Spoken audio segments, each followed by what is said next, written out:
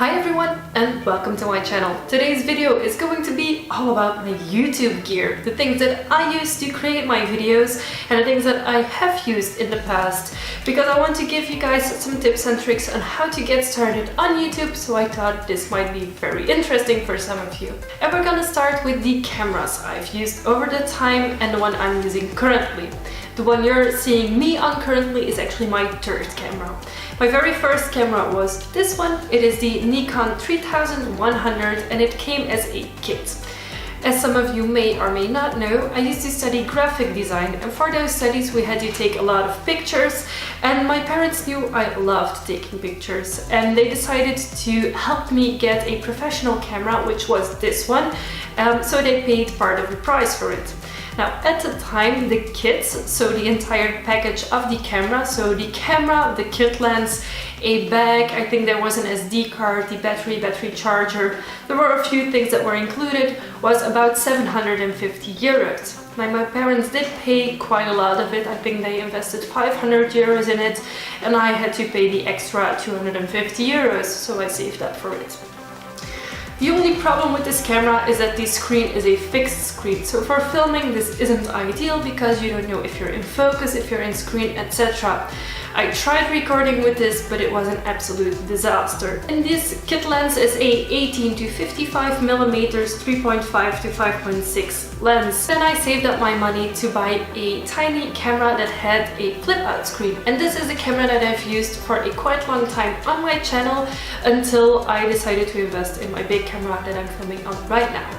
And this one was about 75 euros, so even as a student still going to school, this is quite affordable. And this is actually a really nice camera. It is just tiny, it has a flip-out screen, it is a touch screen. It uses the same SD cards as my Nikon did, so I didn't have to buy any new SD cards, I could just use this one.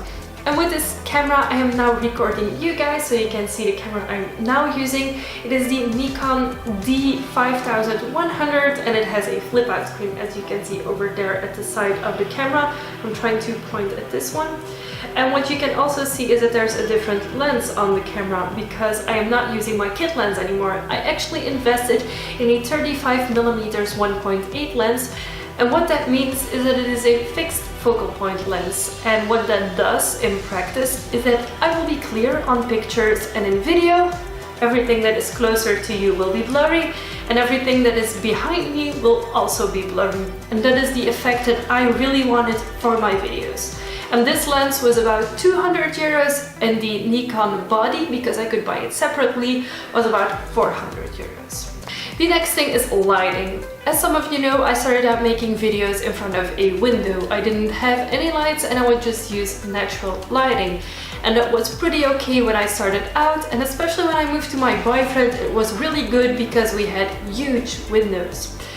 But I started noticing, especially in winter, that it wasn't as easy to film during the daytime hours because I was working, and when I got home it was already dark, and on weekends, same thing, at about 4 or 5 in the afternoon it would start getting darker. So then we decided it was time to invest into softboxes. I have two softboxes, I have one over there and one over there, that both give the same amount of light to me. Now these softboxes came without a light in it, which was actually pretty okay for me, because I was able to buy the identical light bulbs for these two, so they give more or less the same light. Why do I say more or less? That one is way more powerful and way more sturdier than that one. That one is actually quite flimsy and I think it's gonna break down sooner or later. Instead, I would recommend paying a tiny bit more and getting actual good softboxes from a brand, because honestly they're just way better. Then the next thing is tripods, and I currently still own two tripods because I got rid of all the flimsy ones that I used to have. So I actually have two that I still currently use. One is the Hama Star, which is the one that I take my full body shots on, or if I'm filming myself from an angle further away, that is the one I use. And then for videos like these I actually use a tiny tripod that is on top of my desk. and it is the Velbon Mini.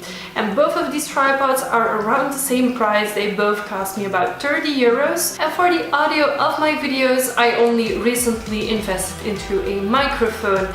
And this is the Rode VideoMic Go. It is actually their lowest standard of audio, so of microphones, and it was about 75 euros.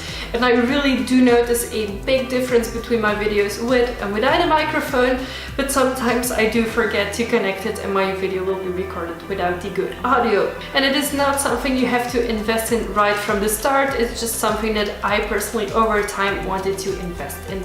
Now we're going to all the tiny accessories and extras that you can use but you don't really need, because a good camera, tripod, lighting are the things that I think you need, and sound as well if you can. But the things I'm gonna show you right now are all just extras. It's things that I personally really like and really enjoy using, but you don't really need them. The first one is a remote. I personally love using a remote because I'm quite tall, I don't always fit into the screen as well, and I just want to take my pictures or record my videos without being like this, constantly pushing on my camera.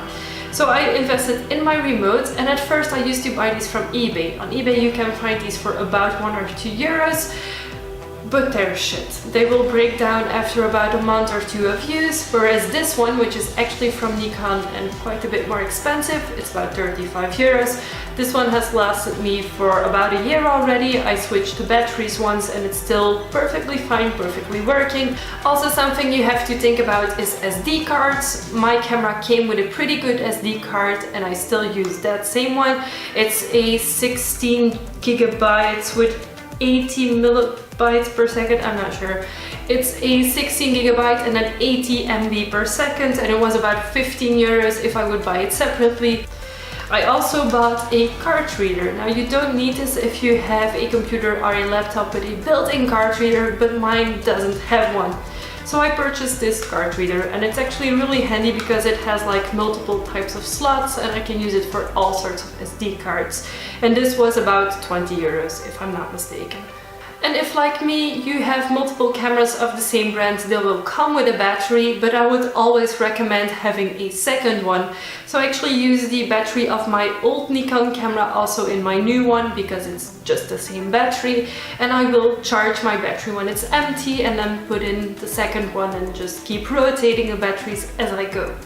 And then something that is optional as well, but that I personally think is really well worth investing in, is editing software.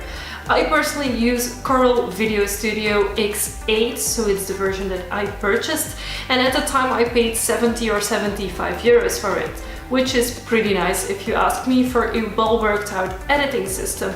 And I personally started out using Movie Maker on my regular computer, which just comes with it and is free. And I know on Mac you have iMovie, which is also free. And then the final thing that I personally own that is an extra and that I'm still working on improving are backdrops. I personally really love filming in front of my closet and filming in front of my wall, but sometimes I enjoy putting on some fabric against the wall or using my room divider behind me. And what I have done is I purchased some fabric. This is about 2 to 3 meters of the fabric on 150 wide, and it is enough for just my backgrounds that I usually use in my videos. But what I would love to have is an actual backdrop that I can use for outfit videos, etc. So I'm looking forward to purchasing that. And if we calculate everything together that I currently already own, I am close to 2,000 euros worth of video equipment to make YouTube videos, which is just stupid and just so much money. But I really think it is worth it for me personally, because I also use my cameras to take pictures and I used to do concert photography with it, etc. So for me personally, all this equipment is worth every single euro I put into it. If you have any questions at all about my equipment, feel free to ask in the comment section.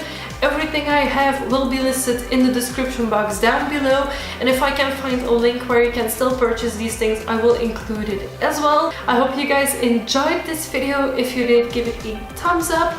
Subscribe to my channel if you haven't already. I make new videos every week and I would love to have you for every single one of them. Thank you so much for watching and I will see you soon. Bye!